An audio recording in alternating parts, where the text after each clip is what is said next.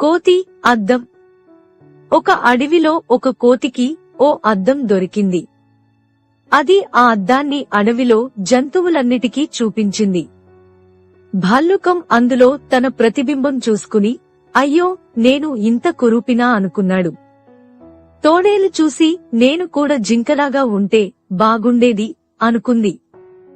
ఇలా ఒకటి తర్వాతొకటి అన్ని జంతువులు వాటి ప్రతిమలను చూసుకుని ఇలా ఉంటే బాగుండేది, అలా ఉంటే బాగుండేది అనుకున్నాయి. చివరికి కోతి ఆ అద్దం ఒక వివేకవంతమైన గుడ్లగూబ దగ్గరకు తీసుకుని వెళ్ళింది. ఆ గుడ్లగూబ వద్దు నాకు చూపించద్దు.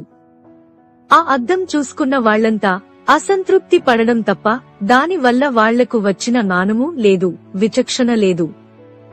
అలాంటి దాన్ని చూసి బాధపడడం అనవసరం అని అంది.